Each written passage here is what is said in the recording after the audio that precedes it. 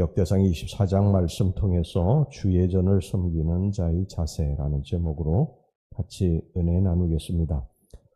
다윗은 장차 이 솔로몬 성전에서 봉사하고 섬길 20세 이상 레위인들 38,000명을 임명한 뒤에 이제 그들이 성전을 올바로 섬길 수 있도록 그 순서를 정하였습니다. 그것은 레위인들을 24 반차로 이렇게 나누는 것이었어요. 이것이 이제 20절부터 31절까지 나오는데 사실 38,000명이나 되는 많은 레위인이 임명만 받은 채 그 일의 순서가 정해지지 않으면요, 무질서하게 성전을 서로 섬기겠다고 한다고 한다면 어찌 성전에서 올바른 예배와 제사를 드릴 수 있겠습니까? 그래서 이런 무질서와 혼돈을 미연에 방지하기 위해서 다윗은 레위인들을 이 가문별로 24등분을 해서 1년에 2차례 그리고 한 번에 한 주일씩 일주일씩 성전을 섬기게 했습니다.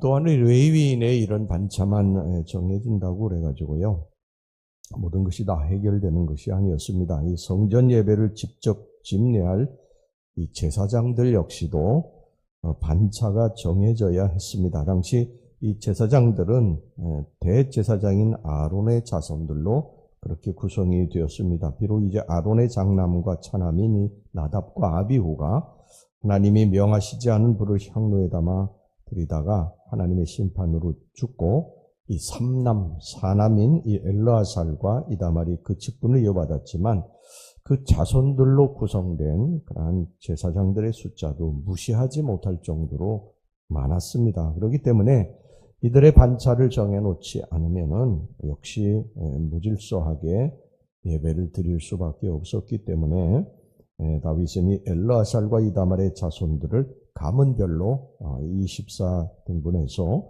하나님의 성전을 질서 있게 섬기도록 했습니다. 이것이 이제 3절서부터 19절까지 나오는 말씀입니다. 본문에는 이렇게 이제 하나님 앞에 올바른 예배와 봉사를 위해서 제사장들과 레위인들을 각각 24 반차로 정하고 그 명단을 확정하는 내용이 여기 언급이 되고 있습니다.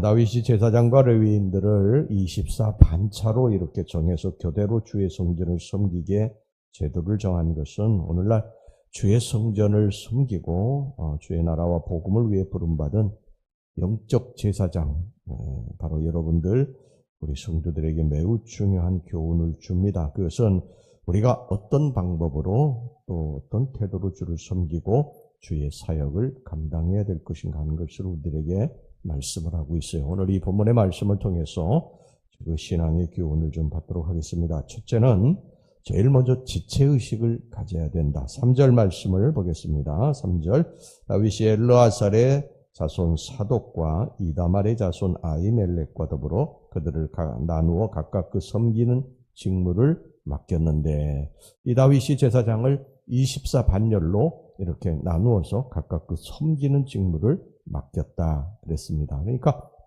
하나님께서는 어떤 성전 봉사를 위해서 한 집안만을 선택하지 않았다는 것입니다. 고루고루 이렇게 모두에게 그 하나님의 일을 맡겨 주었다고 하는 것입니다. 바로 이를 통해서 하나님께서는 구약의 제사장들로 하여금 공동체 의식, 지체 의식을 가지게 하셨던 것입니다. 사실 주의 일을 하는 것은 어떤 특정한 한 사람이라든지 또 가문이라든지 가정이라든지 이런 사람들만 독점해서 해서는 안 되는 것이죠. 서로 우리들은 지체가 되기 때문에 뭐 눈은 눈으로서의 역할, 우리 몸을 보면 또 우리는 또 어떤 분들은 또 그 입의 역할, 또 귀의 역할, 또 손과 발의 역할, 이런 역할들을 다양하게 서로 하면서 이 하나님의 성전을 세워가야 된다고 하는 것입니다.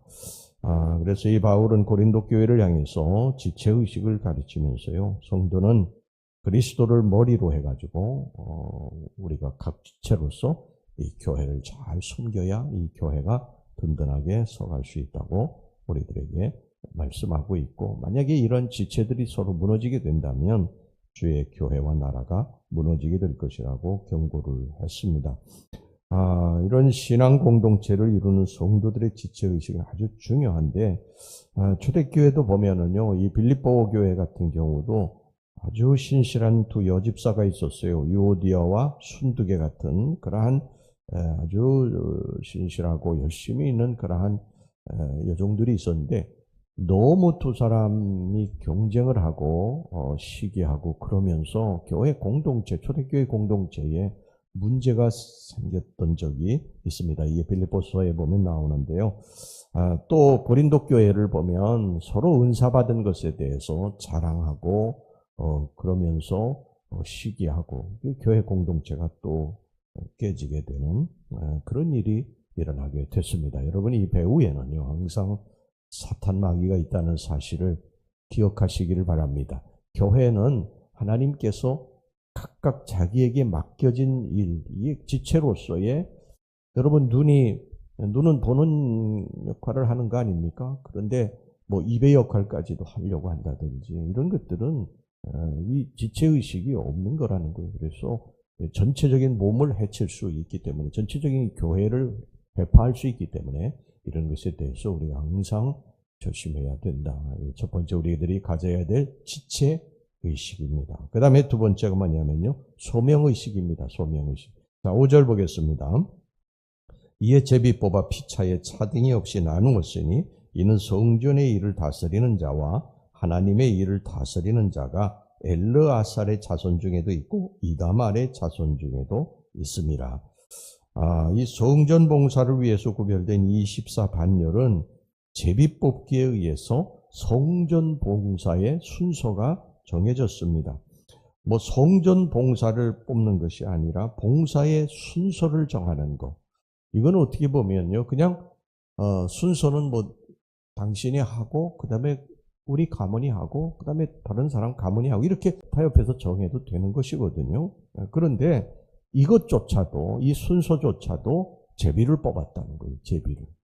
이 순서조차도 자기들 마음대로 그것을 하지 않고 하나님께 전적으로 의탁했다는 것입니다.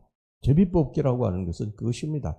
이건 사람이 하는 것이 아니라 하나님이 하시는 것이다. 그 반차, 성전 봉사의 반차, 이것도 하나님이 하시는 것이고, 그 순서조차도 우리들이 어떻게 보면 하찮게 생각하고 넘어갈 수 있는 것, 우리가 적당히 이렇게 해야 되는 그거조차도 하나님이 하신다고 믿고 하나님 앞에 그를 맡겼다고 하는 것입니다. 우리 여기서 중요한 교훈을 하나 배우게 되는데요, 교회에서 뽑는 임직들, 뭐 단지 목사나 장로가 이 세우는 인간의 일이 아닙니다. 때로 성도들 가운데도 이런 생각을 갖는 사람들이 있는데 그렇지 않습니다. 이게 하나님이 하시는 일인 것입니다.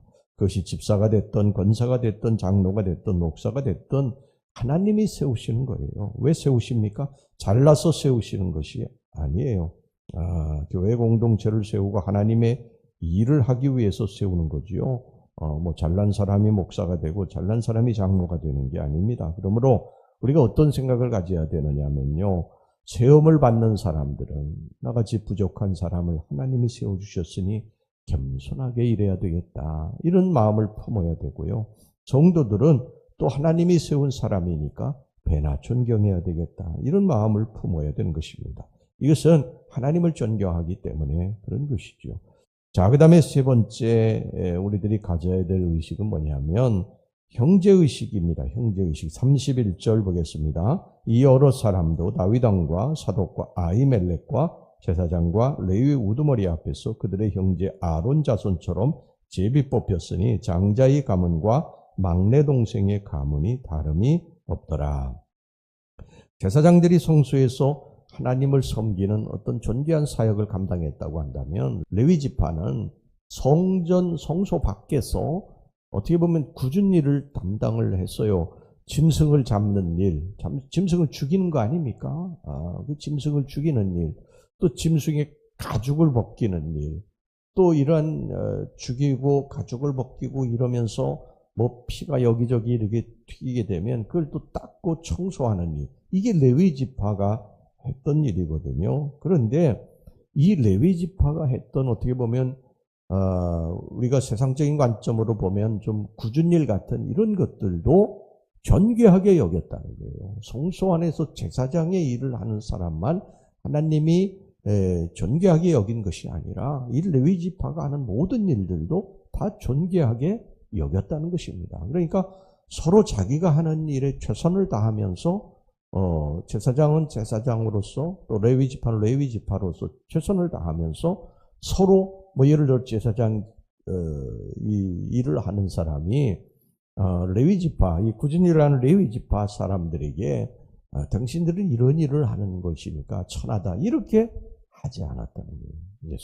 서로 존중해주고 거기에서 최선을 다했다고 하는 것입니다. 여러분 하나님의 일을 하는 자세는 바로 이래야 됩니다. 모든 일엔 다 하나님의 이 섭리가 있고 뜻이 있고 하나님이 세우신 것이니까 거기에 그걸 잘 감당하면 하나님의 칭찬과 축복이 있게 되는 것입니다. 다 존귀한 일들인 것입니다.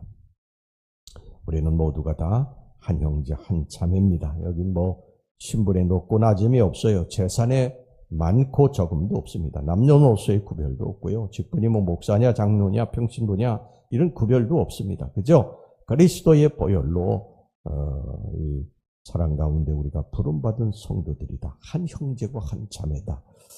비록 이 세상에는요 지위와 직책의 고하와 남녀의 성분을 가진 것에 대한 차별이 있지만 우리 주님 앞에서는 이런 차별이 없다는 것입니다. 우리 모두는 한 지체로서 내게 맡겨준 일 거기에 최선을 다해서 하나님 앞에 영광을 돌리면 하나님이 그것을 기뻐 받으시고 우리를 칭찬하시고 축복하신다. 이것을 여러분 항상 기억하시기를 주의 이름으로 축원합니다. 기도하겠습니다. 하나님 아버지, 우리가 주를 어떤 방법으로 어떤 태도로 섬겨야 될 것입니까? 주님 지체의식을 가지고 내가 맡겨진 일에 최선을 다하게 하여 주시고 우리가 하나님이 세우셨다. 하나님이 이 일을 감당하게 하셨다.